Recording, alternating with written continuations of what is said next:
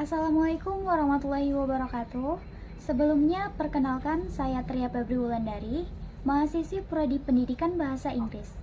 Video ini saya buat sebagai syarat UTS sebagai bentuk project retelling. Nah, dalam kesempatan ini, saya ingin membagikan pemahaman saya setelah mengikuti kajian atau melihat video tersebut yang menginspirasi tentang zaman keemasan Islam pada masa Daulah Abbasiyah. Kajian ini membuat saya semakin menyadari bahwa kejayaan Islam di masa lalu bukan sekedar karena kekuatan militer ataupun politik, tetapi terutama karena kecintaan terhadap ilmu, toleransi, dan semangat keterbukaan terhadap semua bentuk pengetahuan. Berikut adalah poin-poin penting yang saya tangkap disertai dengan waktu penyampaian dalam video. Untuk di menit pertama, kajian dibuka dengan syukur dan hadis ilmu. Kajian dibuka dengan ajakan bersyukur atas nikmat sholat subuh berjamaah dan kesempatan untuk duduk di majelis ilmu. Ustadz tersebut mengingatkan bahwa siapa yang berjalan untuk menuntut ilmu, Allah akan memudahkan jalannya ke surga. Ini menjadi pengingat yang sangat penting bagi saya tentang nilai dari setiap langkah kita dalam menuntut ilmu. Kemudian di menit ketiga, pentingnya ilmu sejarah dalam Islam. Ilmu sejarah sangat penting karena menjadi cermin bagi umat Islam. Tanpa memahami sejarah, kita bisa kehilangan arah. Saya jadi sadar bahwa mengenal sejarah Islam membuat saya lebih menghargai identitas sebagai muslimah. Di menit kelima, perkembangan Islam yang begitu cepat. Dalam waktu sekitar 50 tahun setelah wafatnya Nabi Muhammad SAW, Islam telah menyebar ke 3 benua. Hal ini tidak mungkin terjadi tanpa kekuatan akhlak dan ilmu dari generasi awal umat Islam. Ini sangat membuka mata saya bahwa dakwah itu bukan hanya kata-kata tapi juga sikap dan kontribusi. Di menit ketujuh, Islam mengangkat peradaban bangsa Arab. Sebelum Islam, bangsa Arab tidak dikenal sebagai bangsa peradaban besar. Tapi dengan datangnya Islam, mereka menjadi pusat peradaban dunia. Ini membuktikan bahwa Islam tidak hanya mengubah hati manusia, tetapi juga membentuk peradaban besar. Kemudian di menit ke-9, lahirnya Daulah Abbasiyah. Ketika Daulah Abbasiyah berdiri pada tahun 750 Masehi, Baghdad dijadikan pusat kekuasaan dan ilmu. Kota ini berkembang menjadi pusat dunia Islam dan berbagi bidang, mulai dari ilmu, budaya, hingga pemerintahan.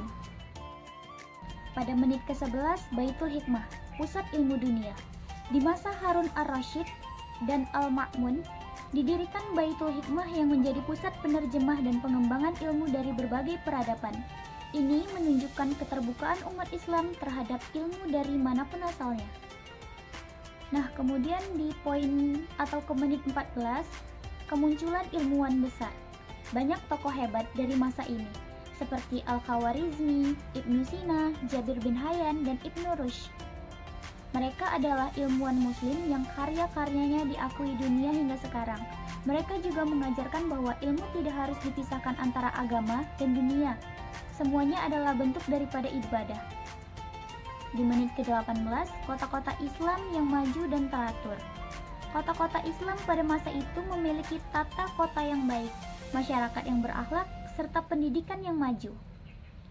Ini menunjukkan bahwa kemajuan sebuah bangsa juga ditentukan oleh bagaimana ia mengelola ilmu dan akhlaknya.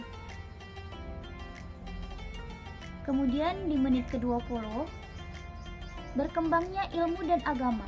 Ilmu agama pun berkembang sangat pesat, kitab-kitab hadis dikodifikasi. Tafsir Al-Quran disusun dengan sistematis dan 4 mazhab fikih besar lahir pada masa ini. Ini menjadi bukti bahwa tradisi keilmuan dalam agama sangat dijaga dan dihormati. Pada menit ke-23, integrasi ilmu dunia dan akhirat. Tidak ada pemisahan antara ilmu agama dan ilmu umum.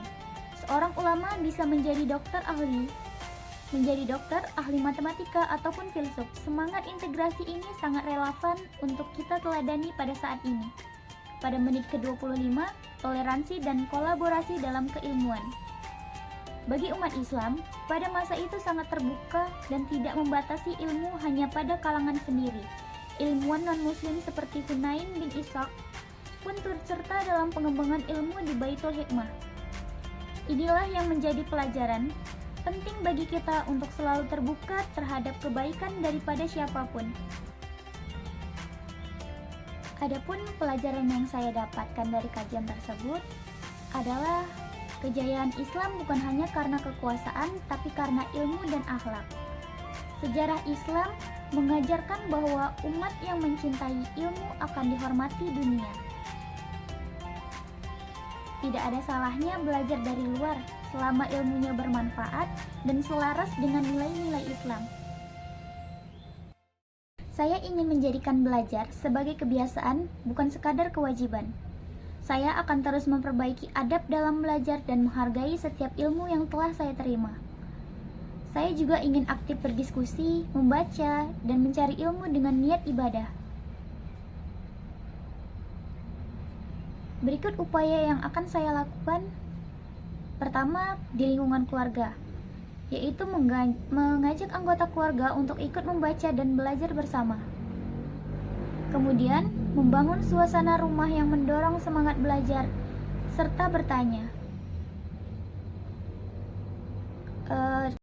Kemudian, di lingkungan sosial serta sekolah.